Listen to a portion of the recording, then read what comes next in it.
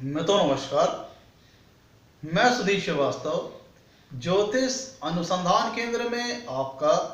स्वागत करता हूं। मित्रों, आप लोगों ने मेरे चैनल को अगर अभी तक सब्सक्राइब नहीं किया है तो जल्द सब्सक्राइब करें ताकि मेरे आने वाले नए एपिसोड और वीडियोस की सबसे पहले आपको जानकारी मिल पाए। मित्रों, ज्योतिषीय योग श्रृंखला में आज मैं आपके लिए ज्योतिष शास्त्र से एक ऐसा योग लेके आया हूं कि जिसकी विशेषता यह है कि उसका धन संपन्नता से कोई विशेष लेना देना नहीं है।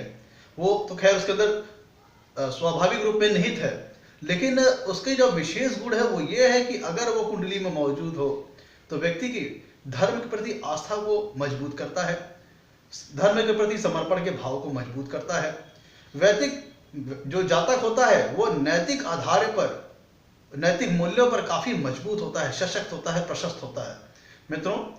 मैं आज जिस योग की चर्चा करने वाला हूं आपके सामने, उस योग का नाम है जप ध्यान समाधि योग। मित्रों, जप ध्यान समाधि योग ज्योतिष शास्त्र में एक ऐसा योग है कि जो कि व्यक्ति को सत्कर्मी बनाता है, सत्कर्म करने वाला बनाता है। धर्म के प्रति उसकी गहरी आस्था होती है, धर्म के प्रति उसका गहरा विश्वास होता है, ईश्वर की ऐसे व्यक्ति के ऊपर विशेष कृपा भी होती है और ऐसा व्यक्ति हमेशा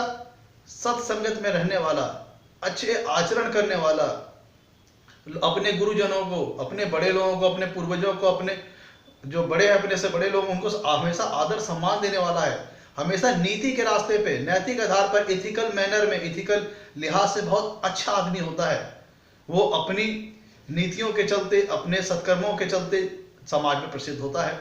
सभी वर्गों के द्वारा सम्मान प्राप्त करता है। तो विशेषतः आज जो हमारा योग है जप ध्यान समाधि योग, जैसे कि नाम से ही स्पष्ट है, ये जिस व्यक्ति की कुंडली में बनेगा, ऐसा व्यक्ति की धर्म के प्रति गहरी आस्था होती है, ईश्वर के प्रति गहरा विश्वास होगा और ऐसा व्यक्ति हमेशा अच्छे कर्म करने वाला, मोरल ग्राउंड पर, नैतिक मूल्यों पर ऐसा व्यक्ति हमेशा खरा उतरने वाला होता है। हमेशा जो अच्छी, जो सही नीतियां जो पूर्वजों द्वारा बताई गई हैं उन पे चलने वाला होता है, अच्छा आचरण करने वाला होता है और अच्छे आचरण कर करके भगवान के प्रति आस्था रखते हुए अपने कार्यों को करता चला जाता है, जीवन में सफल होता है। भगवान के प्रति गहरी आस्था भी रखता है और जीवन में सफलता भी अर्जित करता है और उसके कर्मों में उसका भाग्य भी साथ देने लगता है, क्योंकि उसके सत्कर्मों के चलते, ईश्वर के प्रति आस्था के चलते उसका हर कर्म में ईश्वर उसका साथ भी देता है, भाग्य भी उसका साथ, उसको लगता है कदम कदम पे भाग्य उसका साथ दे रहा है और ईश्वर हर पल उसको सपोर्ट कर रहे हैं, उसका ऊपर अपनी कृपा दृष्टि बनाए हुए हैं और ऐसे व्यक्तियों के ऊपर ईश्वर की विशेष कृपा दृष्टि भी होती है। मित्रों, अब हम बात करते हैं कि ये जप ध्यान समाधि योग कुंडली में बनता कैसे है। ज्योतिष शास्त्र में मित्रों, जो जप ध्यान समाधि योग की जो डिफिनीशन बताई गई है, परिभाषा बताई गई है, उसके अंतर्गत कहा यह गया है कि दशमेश, दसम भाव का स्वामी अर्थात दशमेश कुंडली के जिस भी नवांश में स्थित हो, ध्यान दीजिएगा, दसम भाव का स्वामी अर्थात दशमेश कुंडली के जिस भी नवांश में स्थित हो, उसका नवांशाधिपति मूल जन्म कुंडली में बहुत मजबूत, सशक्त और प्रशस्त स्थिति में होना चाहिए और नवमेश और दशमेश के बीच में आपस में कोई ना कोई संबंध स्थापित होना चाहिए। ध्यान दीजिएगा, इसकी परिभाषा सरल है, सरल यह है, इसकी विलक्षणता को समझिएगा कि दसम भाव का स्वामी अर्थात दशमेश जिस भी नवांश में स्थित हो, उस नवांश का स्वामी अर्थात नवांशाधिपति मूल जन्म कुंडली में कि मजबूत अवस्था में चाहिए, बलवान अवस्था में चाहिए, सशक्त अवस्था में होना चाहिए, चाहे अपनी उच्च राशि में हो, चाहे स्वराशि में हो, चाहे केंद्र में हो, चाहे त्रिकोण में हो, चाहे मित्र राशि में हो, और साथ ही साथ नवमेश और दशमेश के बीच में आपस में कोई ना कोई, किसी ना किसी प्रकार संबंध स्थापित होना चाहिए, तब जाकर के कुंडली में जप ध्यान समाधि योग का निर्माण होता है। मित्रों, एक उदाहरण के माध्यम से मैं आपको समझाने की कोशिश करूंगा और मैं यहाँ पे मैंने एक चीज बात ध्यान दीजिए, मैंने एक बात की है कि साथ ही साथ नवमेश और दशमेश में आपसी संबंध होना चाहिए। तो ये नवमेश और दशमेश के बीच में जो संबंध बनेगा वो किस किस टाइप के होते हैं, पहले उसको समझ लेते हैं। जो नवमेश और दशमेश के बीच संबंध होंगे वो चाहे नवमेश और दशमेश युति में हो, कुंडली के किसी शुभ भाव में नवमेश और दशमेश युति में हो, या फिर नवमेश और दशमेश के बीच में राशि परिवर्तन हो, या नवमेश और दशमेश परस्पर दृष्टि से एक दूसरे को देख रहे हो, मतलब नवमेश और दशमेश एक दूसरे को परस्पर दृष्टि देखने का मतलब एक दूसरे से सातवें भाव में बैठे हो, जिससे नवमेश की सातवीं पूर्ण दृष्टि दशमेश पे पड़ रही हो, दशमेश की सातवीं पूर्ण दृष्टि नवमेश पे पड़ रही हो। मतलब नवमेश और दशमेश चाहे राशि परिवर्तन में हो, चाहे कुंडली के किसी शुभ भाव में युति में हो, चाहे परस्पर दृष्टि संबंध दोनों में स्थापित हो रहा हो, या नवमेश दसम भाव में स्थित हो और उसके ऊपर दशमेश की दृष्टि आ रही हो, या दशमेश नवम भाव में स्थित हो और उसके ऊपर नवमेश की दृष्टि आ रही हो, तब जाकर के नवमेश और दशमेश में संबंध स्थापित होगा। तो मित्रों, हम आपको एक उदाहरण के माध्यम से समझाने की कोशिश करते हैं कैसे कुंडली में जप ध्यान समाधि योग का निर्माण होगा। जैसे कि परिभाषा मैंने बताया, परिभाषा कहा गया कि दसम भाव का स्वामी अर्थात दशमेश जिस भी नवांश में स्थित हो उसका स्वामी अर्थात नवांशाधिपति मूल जन्म कुंडली में बहुत ही मजबूत बलवान सशक्त स्थिति में होना चाहिए। तो चलिए उदाहरण के माध्यम से आपको समझाने की कोशिश करता हूं, और साथ ही साथ नवमेश और दशमेश के बीच में आपसी संबंध होना चाहिए किसी न किसी प्रकार का। तो मित्रों, आपको समझाने के लिए मैंने कर्क लग्न का सैंपल चार्ट लिया हुआ है और उसके नीचे मेरे नवांशा चार्ट लिया हुआ है। तो चलिए, कर्क लग्न में मित्रों दशम भाव में आती है मेष राशि जिसके स्वामी होते हैं मंगल। कर्क लग्न की दशम भाव में आ रही मेष राशि जिसके स्वामी होते हैं मंगल, तो कर्क लग्न में दशमेश हो गए मंगल। तो जो पहली मैंडेटरी कंडीशन है, कंपलसरी कंडीशन है जब ध्यान समाधि योग बनने की, उसमें कहा यह गया कि दशमेश जिस भी नवांश में स्थित हो उसका स्वामी अर्थात नवांशाधिपति मूल जन्म कुंडली पर बलवान स्थिति में होना चाहिए। तो चलिए, हमने मान लिया कि प्रस्तुत उदाहरण में जो दशमेश होते हैं मंगल, वो बैठे हैं शुक्र के नवांश में। दशमेश जो बैठे हैं, एक उदाहरण मान लेते हैं, सपोज मान लीजिए इस तरह के एग्जांपल लेते हैं कि दशमेश मंगल वृषभ राशि में बैठे हैं अर्थात शुक्र के नवांश में बैठे हैं। तो हमने बात की, जो डिफिनीशन है कि दशमेश जिस नवांश में बैठे हो उसका स्वामी अर्थात नवांशाधिपति मूल जन्म कुंडली में बलवान अवस्था में होना चाहिए, सशक्त अवस्था में होना चाहिए। तो यहाँ पे दशमेश प्रस्तुत उदाहरण बैठे हैं वृषभ राशि में जिसके स्वामी होते हैं शुक्र। अब मान लीजिए शुक्र मूल जन्म कुंडली में अपनी उच्च राशि में है। मान लीजिए कि शुक्र मूल जन्म कुंडली में अपनी उच्च राशि में है, और फिर इसी के साथ जो अगला जो सेकंड स्टेप है, second compulsory condition, mandatory condition है, वो ये है कि नवमेश और दशमेश के बीच में आपस में किसी न किसी प्रकार का संबंध बन रहा हो। तो मित्रों, मान लीजिए कि यहाँ पे मान लीजिए कि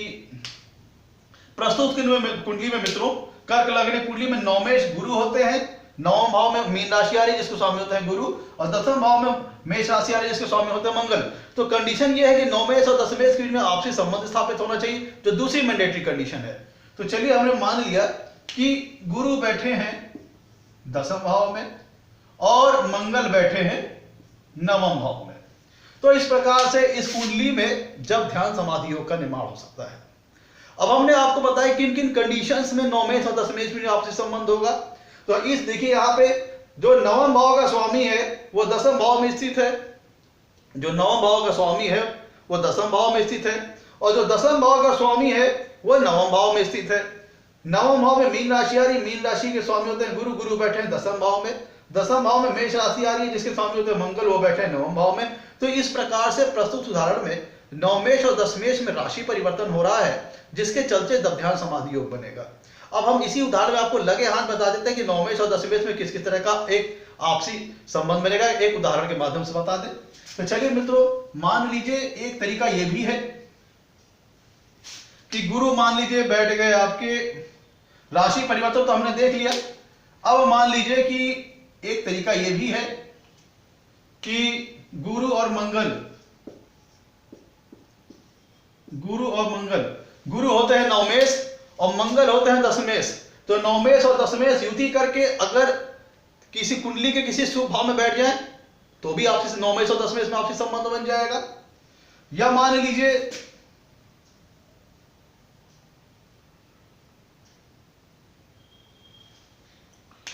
गुरु बैठे हैं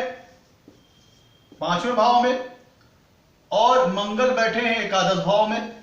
मैं अब आपको एक उदाहरण के माध्यम से लगे हाथ ये भी बता रहा हूं कि नवमेश और दशमेश में आपस में किस किस तरह संबंध बनेगा। मान लीजिए गुरु बैठे हैं पांचवें भाव में, मंगल बैठे हैं एकादश भाव में। गुरु नवमेश है, मंगल दशमेश है, तो दशमेश की सातवीं पूर्ण दृष्टि गुरु के ऊपर आ रही है और गुरु की सातवीं पूर्ण दृष्टि मंगल के ऊपर जा रही है। तो इस प्रकार से आपस में परस्पर दृष्टि संबंध बन रहा है जिसके चलते भी जब ध्यान समाधि योग बन जाएगा। या फिर ये इस तरह भी हो सकता है कि मान लीजिए गुरु यहां पे बैठे हुए हैं और इनके ऊपर मंगल चौथे भाव में बैठे हुए हैं। मैं आपको उदाहरण बता रहा हूं किन किन टाइप से नवमेश और दशमेश में आपस में संबंध बन सकते हैं। हमने 3 उदाहरण देख लिए, पर राशि परिवर्तन, युति, परस्पर दृष्टि संबंध। अब आपके सामने चौथा उदाहरण दे रहा हूं कि मान लीजिए कि नवमेश गुरु बैठे हैं कुंडली के 10वें भाव में और उनके ऊपर 10वें मंगल की 7वीं पूर्ण दृष्टि आ रही है, तो भी बन जाएगा जब ध्यान समाधि योग। या फिर मान लीजिए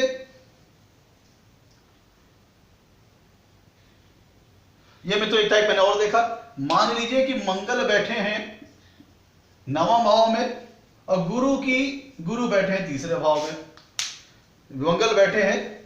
9वां भाव में और गुरु बैठे हैं 3रे भाव में, तो गुरु दशमेश बैठे हैं 9वां भाव में और दशमेश मंगल के ऊपर, यदि ध्यान दीजिए गुरु बैठे हैं 3रे भाव में, दशमेश मंगल बैठे हैं 9वां भाव में और नवमेश गुरु की उनके ऊपर 7वीं पूर्ण दृष्टि आ रही है, तो भी इस हिसाब से नवमेश और दशमेश के बीच में संबंध बन जाएगा। तो ये सारी पॉसिबिलिटीज हो गई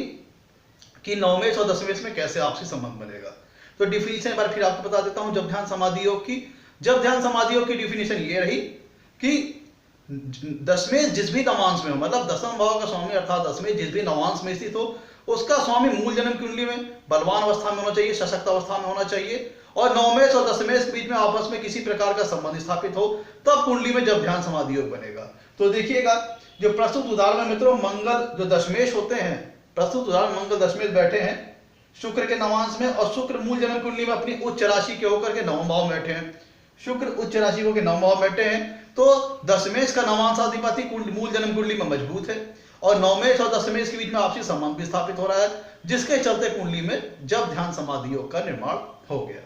फलस्वरूप जातक धार्मिक रूप से काफी उसकी आस्था सशक्त और मजबूत होती है। मित्रों यह था आज का हमारा योग जब ध्यान समाधि योग। आपको मित्रों अगर चैनल ये वीडियोस पसंद आ रहे हैं तो हमारे चैनल को लाइक करें, हमारे चैनल को सब्सक्राइब करें और आपसे कहना है कि आपके जो लाइक्स होते हैं, जो सब्सक्रिप्शन होते हैं, मोटिवेशन प्रदान करते हैं ताकि हम आगे चल करके और अच्छे वीडियो बना सकें और आपके सामने ला करके प्रस्तुत कर सकें। आज के लिए इतना ही मित्रों, धन्यवाद।